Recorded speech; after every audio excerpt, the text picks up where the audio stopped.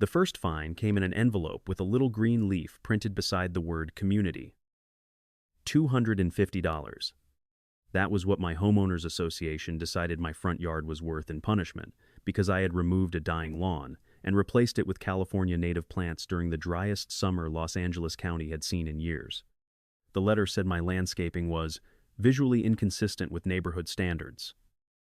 What it did not say was that 3 houses down from me, the HOA's own sprinkler system was running at 17 inches the afternoon.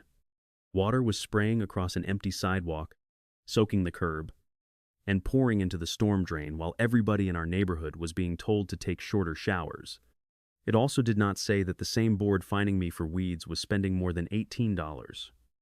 $000 a year, watering decorative grass. Nobody used. I'm Maya Torres.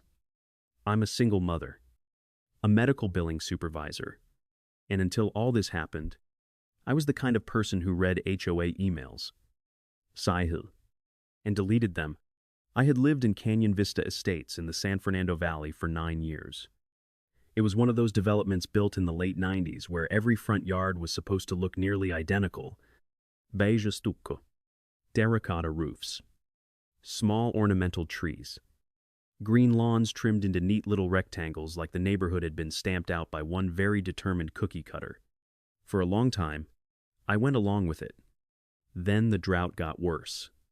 My water bill rose. The patches in my lawn turned brown anyway.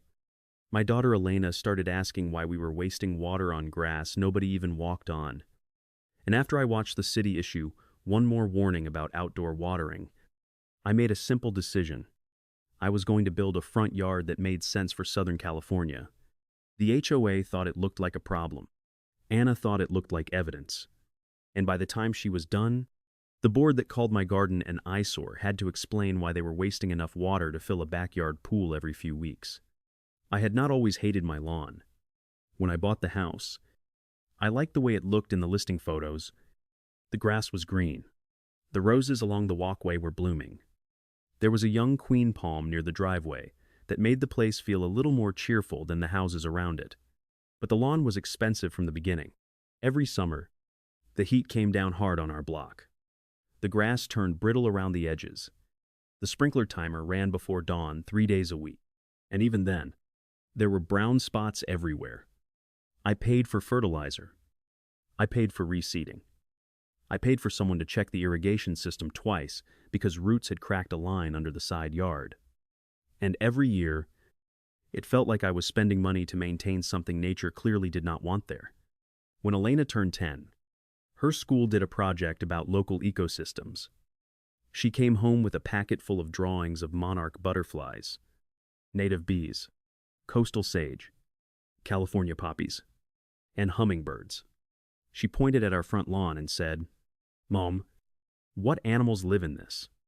I looked at the flat strip of grass and gave her the honest answer. Mostly sprinklers. That was the start of it. I spent 6 months researching, not because I wanted to start a fight. I wanted to do it right. I read the HOA's architectural guidelines. They were nearly 40 pages long and said plenty about roof colors, mailbox styles, visible trash bins, and holiday lights.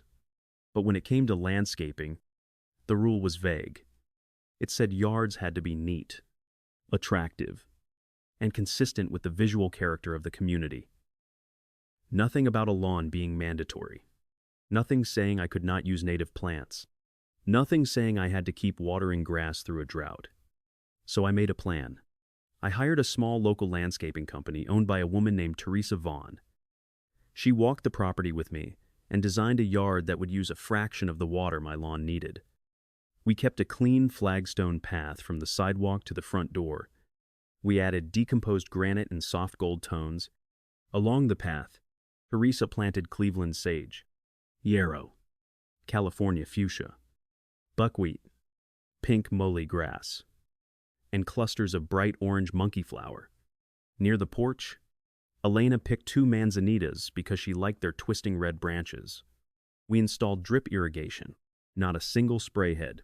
The project cost me $6. $480. That was not nothing for me. I saved for it. I skipped a beach trip that summer.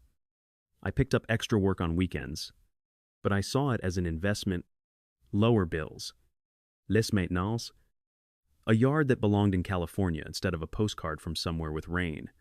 Before the work started, I submitted the design package to the HOA Architectural Committee.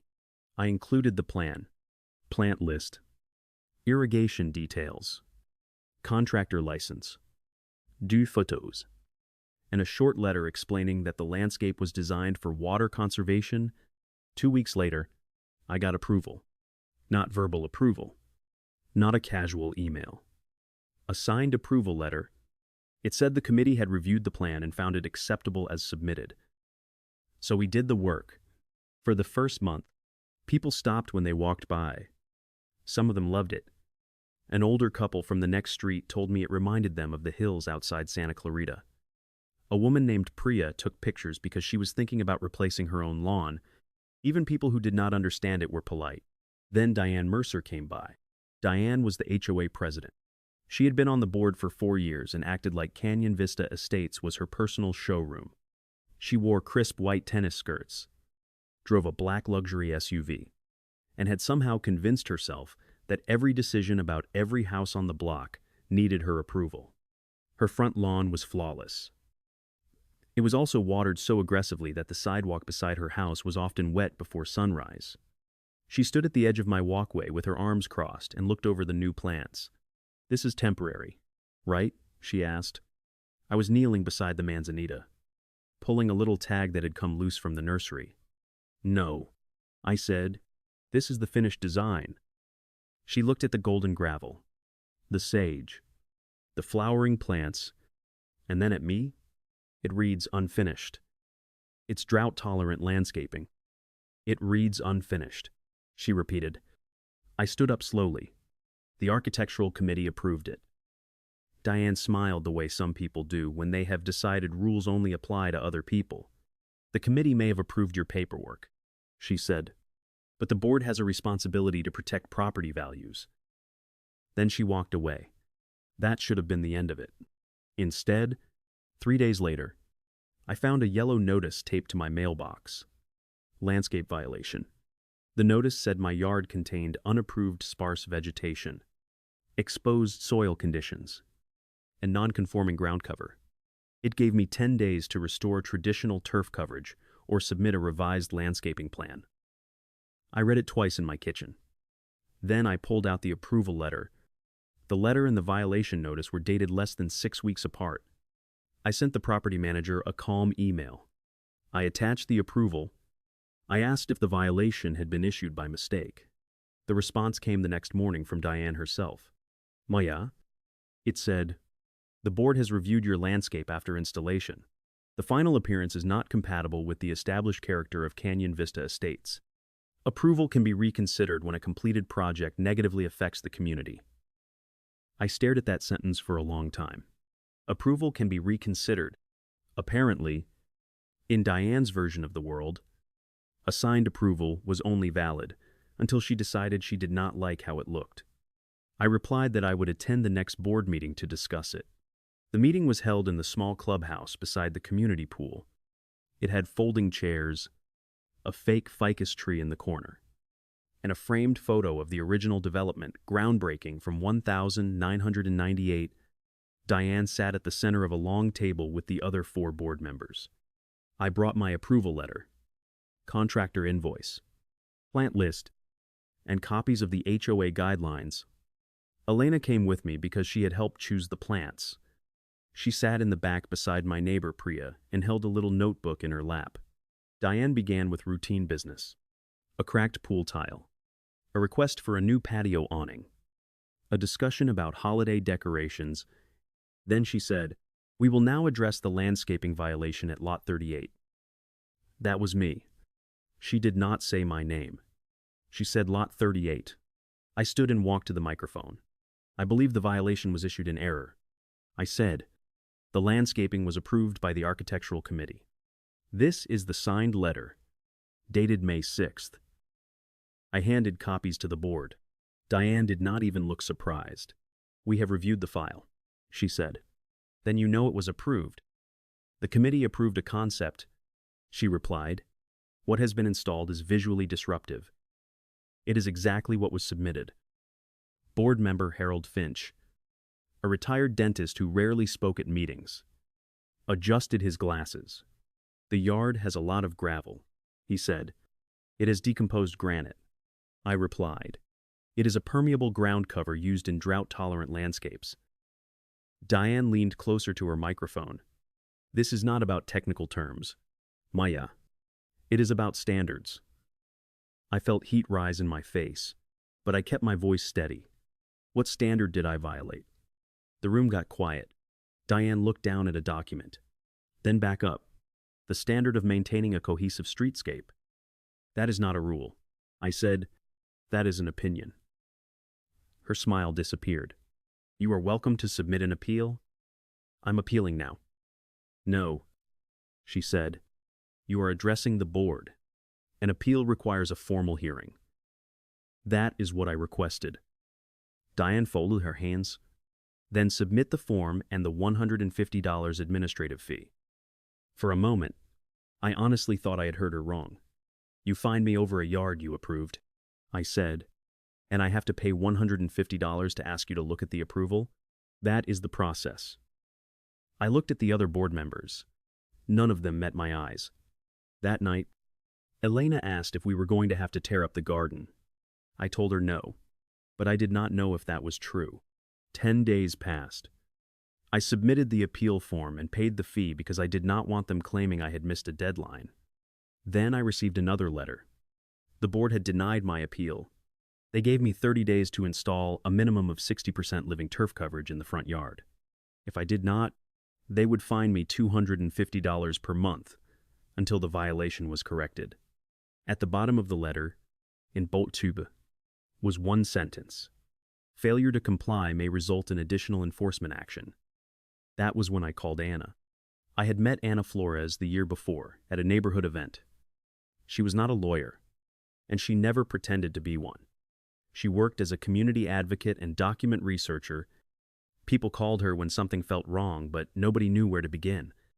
She had a way of asking questions that made a messy situation suddenly look organized. Anna came to my house on a Saturday morning with a canvas tote bag, a legal pad, and a bottle of iced coffee. She stood at the curb and looked over the yard.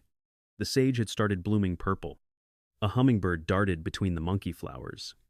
The manzanitas were still small, but their red branches caught the morning light. This is beautiful, Anna said. Diane called it patchy. Anna looked toward the street. Diane calls anything she can't control patchy. I handed her the approval letter, the violation notices, and the appeal denial. She sat at my patio table and read every page without interrupting. Finally, she looked up. They approved the plan, then punished you for following it. That's what I said. And they're demanding turf during a drought. Yes. Anna tapped the HOA guidelines.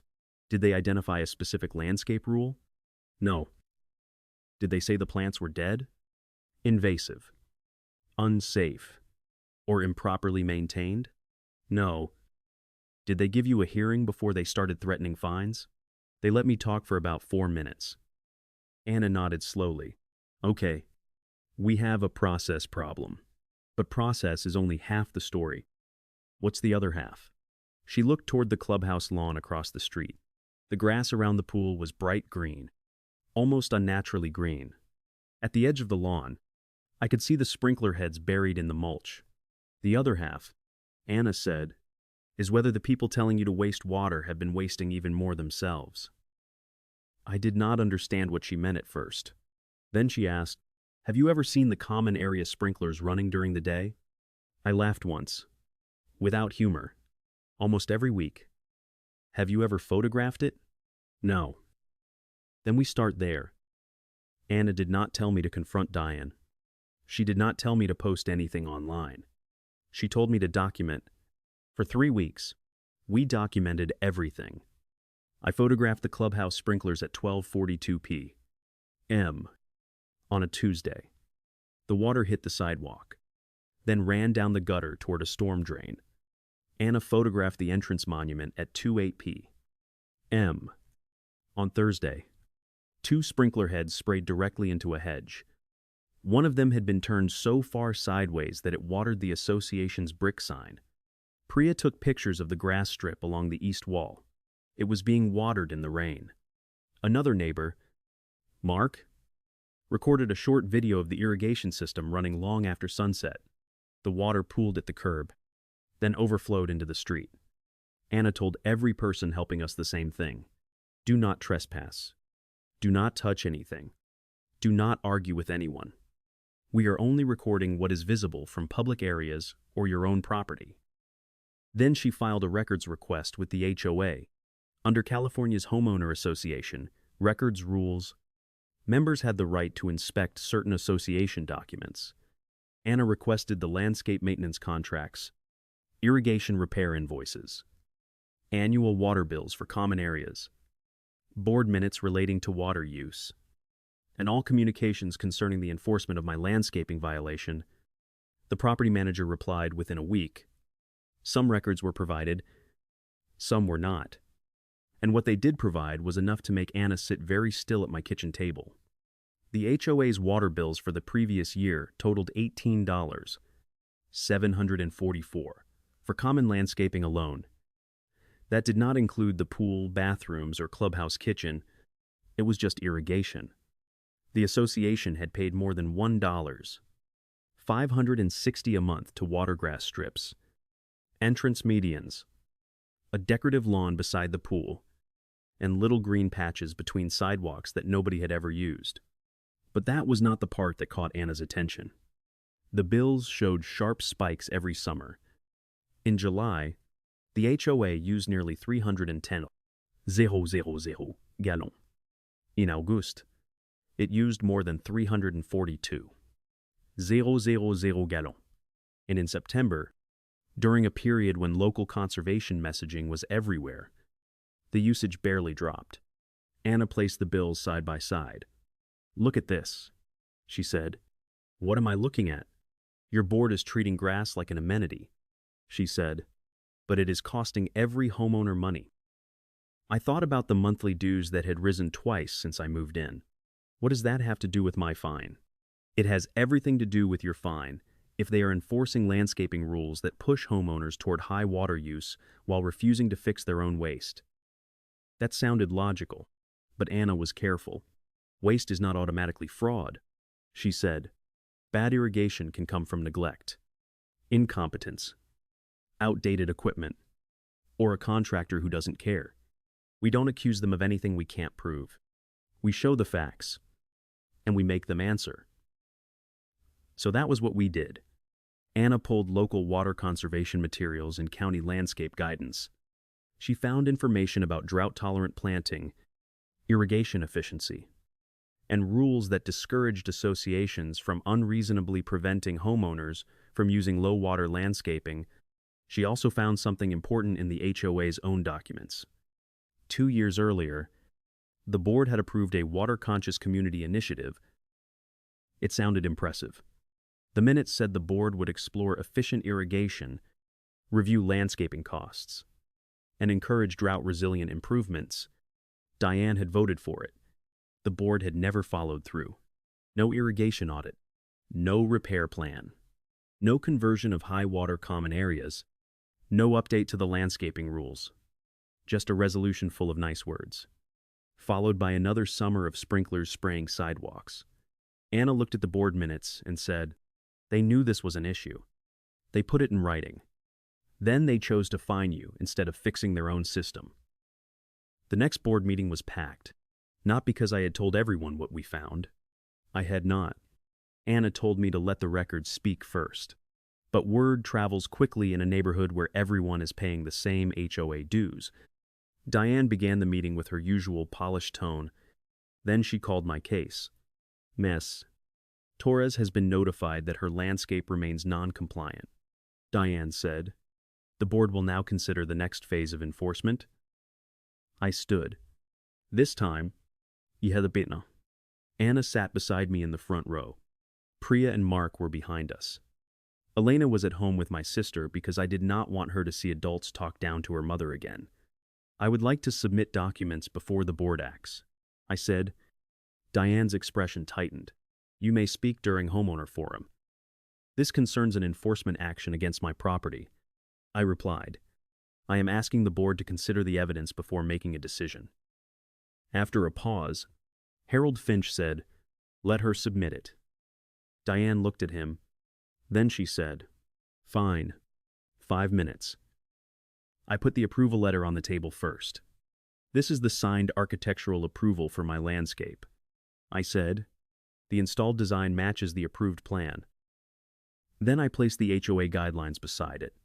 The board has not identified a rule requiring turf, a rule prohibiting native plants, or a rule allowing approved landscaping to be retroactively rejected based on personal preference. Diane tried to interrupt. This is not personal preference. I raised one hand. Still calm. I have not finished. The room got very quiet. Then I held up photographs. These images show HOA irrigation running at midday on 7 separate dates over the last 3 weeks. The water is spraying sidewalks, streets, and storm drains. Anna slid printed stills toward the board. Diane looked at them without touching them. I put the water bills down last. These are the association's common area water bills. Last summer, the HOA used more than 900,000 gallons over 3 months for landscape irrigation. The board has a written water-conscious initiative, but there is no evidence it completed an irrigation audit or corrected visible waste. Diane's face turned red. This is completely irrelevant to your yard. No, I said. It is relevant because this board is trying to force me to reinstall high-water turf while it wastes homeowner money on decorative grass and broken sprinklers. A man in the back said, How much are we paying for that? Diane looked toward him. Please do not interrupt. But the room had changed. People were flipping through the documents. Priya whispered something to her husband. Mark pointed at a photo of water running into the gutter. Diane sat up straighter. The association's landscaping is professionally maintained. Anna spoke for the first time.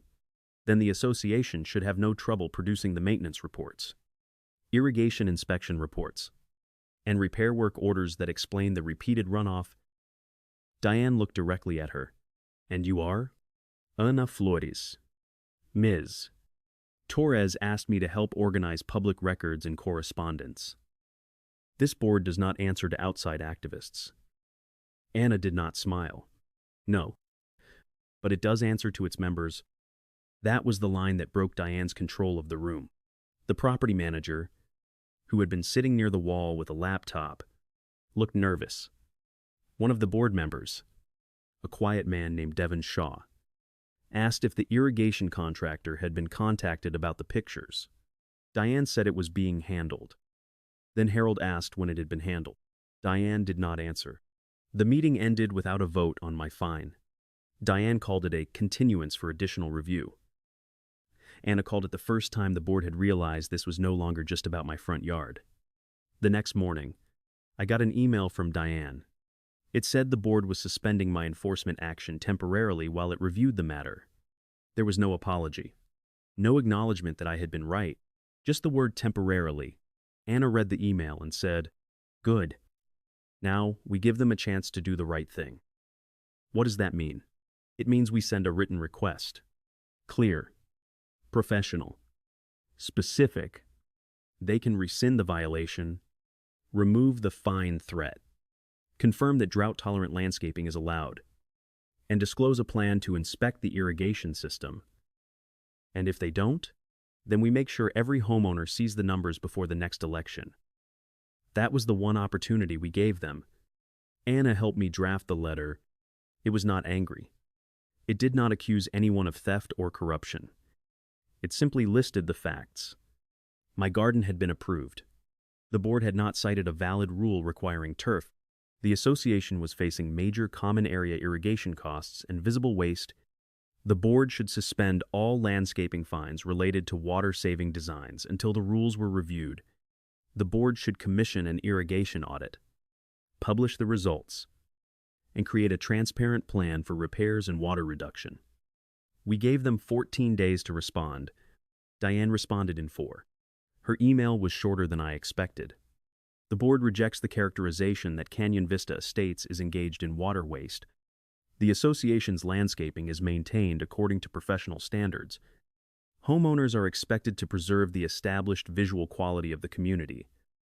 Then came the sentence I will never forget.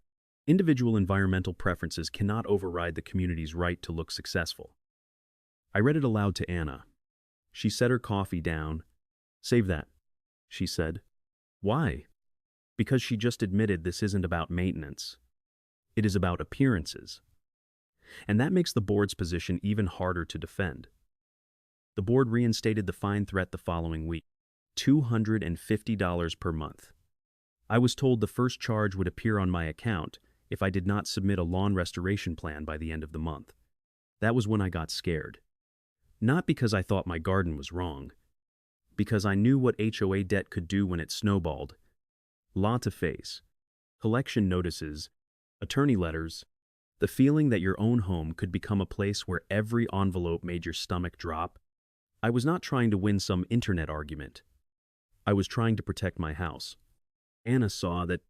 She came over one evening after work and found me sitting on the porch, staring at the garden. The sun was going down. The sage smelled sharp in the warm air. Elena was inside doing homework. I can't keep spending money on this, I said. You shouldn't have to. What if they just keep adding fees? Then we challenge every fee they add. I'm one person. Anna sat beside me on the porch step. No, she said. You are one homeowner who followed the rules. That matters. But you are also standing in front of a problem every homeowner is paying for. That matters more. Then she told me something I had not noticed. The water bills had not only been high, they had risen after the HOA signed a new landscaping contract. The contractor was called Greencrest Grounds. Anna had looked through old board minutes and found that Diane's brother-in-law, Richard Bell, was listed as a regional sales manager for a landscaping supply company that sold irrigation equipment and turf products. It did not prove that Diane had benefited from the contract. Anna was very clear about that. But it did raise a fair question. Had the board disclosed the family connection before approving repeated contract renewals and expensive irrigation work?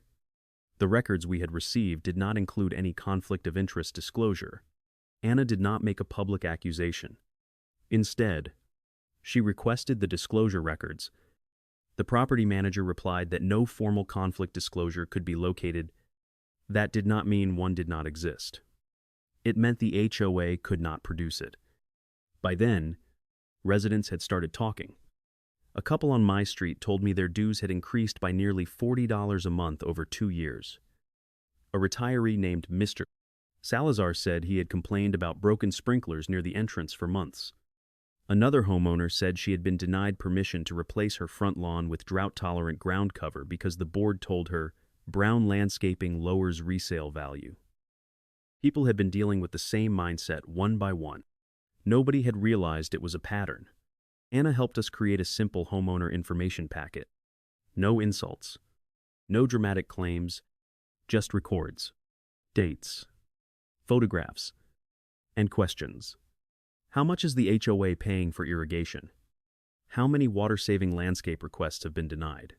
Why was an approved garden fined? Where are the irrigation inspection reports? What conflict disclosures were made before landscape contracts were renewed? We delivered the packet door to door and emailed it to homeowners who asked for a copy. Within 2 days, the board sent out its own email. It accused unnamed residents of spreading misleading and divisive information. That backfired immediately. Because the information packet contained the HOA's own water bills, the following Monday, the County Water District issued a routine notice after receiving a complaint about visible runoff at the entrance monument. The notice was not a massive punishment. No one came in with handcuffs. No dramatic government raid happened. An inspector simply documented the runoff, notified the association, and required a review of the irrigation issue. That was all we needed. Because now the board could no longer say the water waste was imaginary. At the emergency board meeting, Diane arrived 15 minutes late. She looked tired for the first time since I had known her. The room was too full for the clubhouse chairs. People stood along the walls. Some sat on the floor near the back. Diane opened the meeting by saying the board was taking proactive steps. Then Devon Shaw asked her to explain why those steps had not been taken before the county notice. She said the board had relied on its contractor. Harold asked whether the contractor had provided inspection reports. She said she would have to check. A woman named Lila, who lived near the pool, stood during homeowner forum. My dues went up, she said. My water bill went up. And you fined Maya because she stopped wasting water.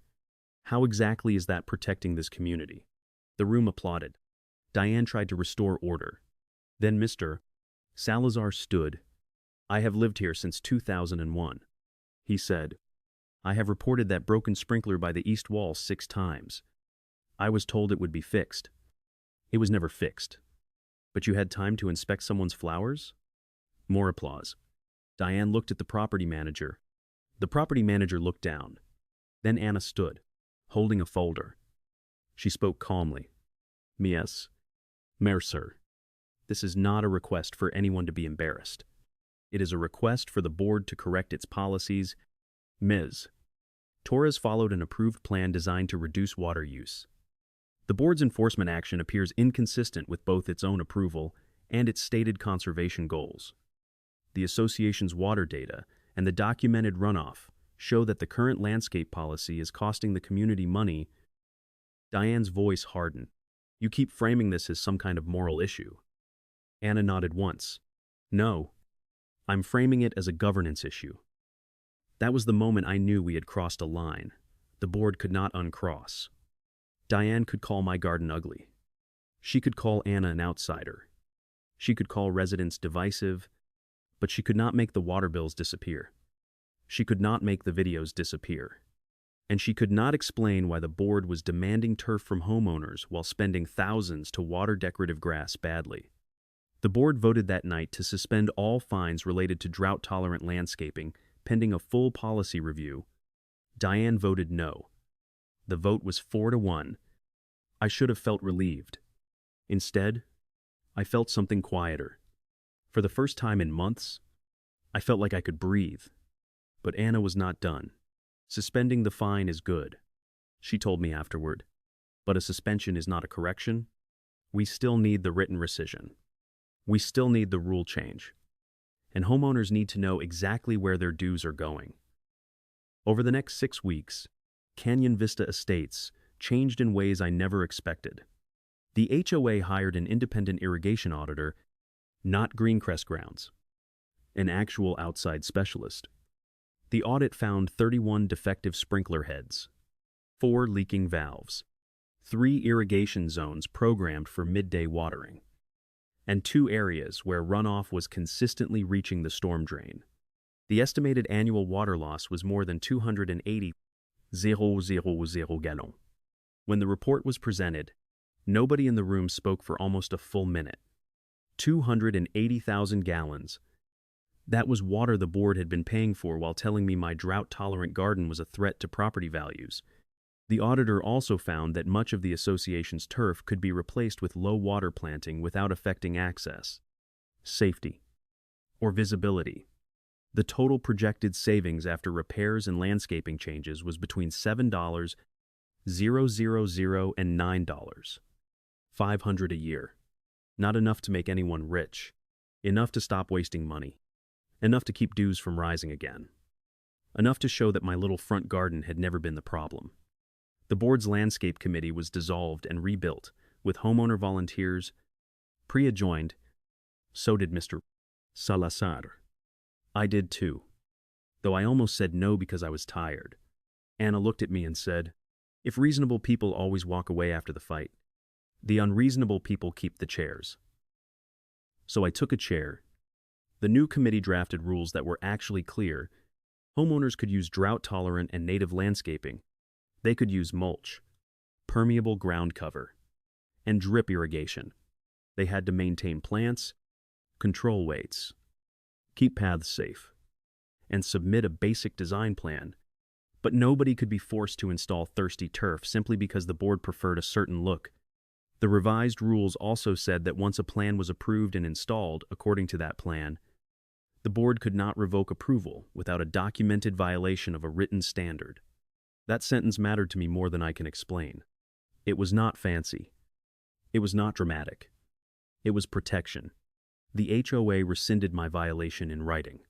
They removed the administrative fee from my account. They canceled the monthly fines before any were charged. They did not reimburse the $150 appeal fee at first. Anna asked for it. The board refused, so we brought it up during open session, in front of homeowners. Harold Finch, who had finally found a backbone, made the motion to refund it. Devin seconded. Diane voted no again. The motion passed. A week later, Diane resigned as president.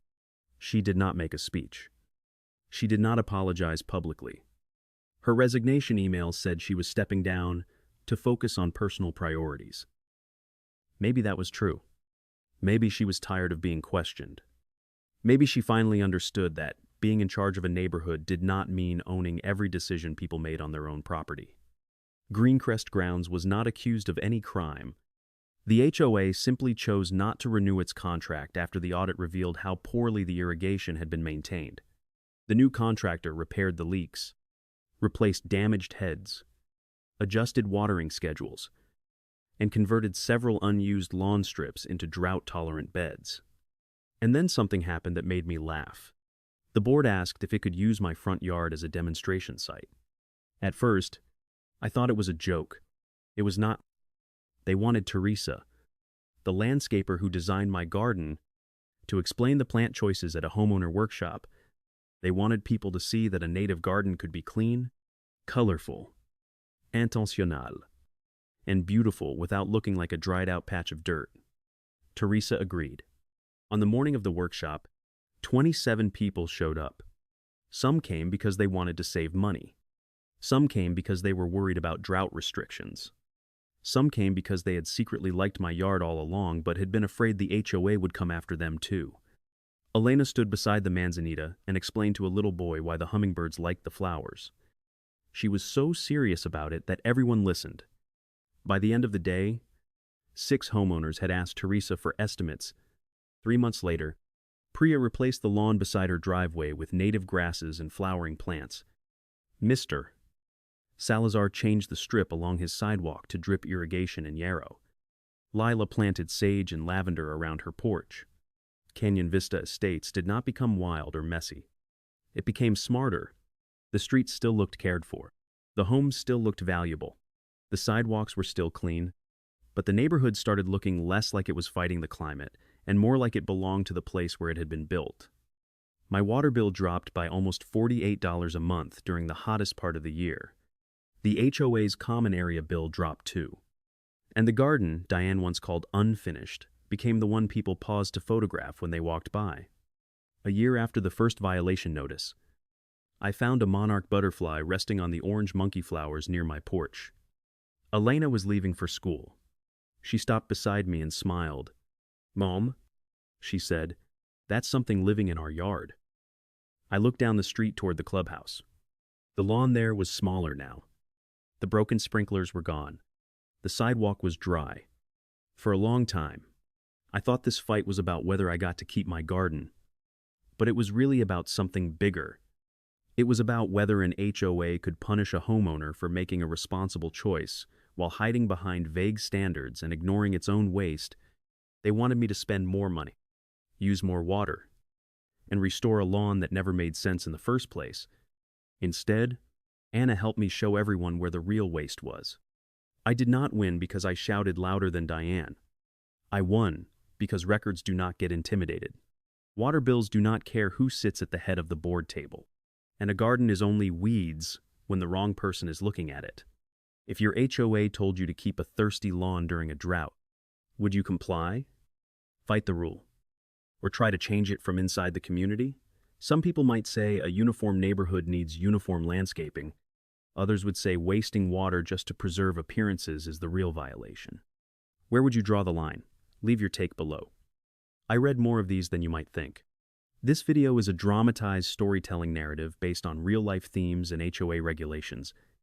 names, characters, and specific locations have been changed. Visuals are generated using AI tools for illustrative purposes only.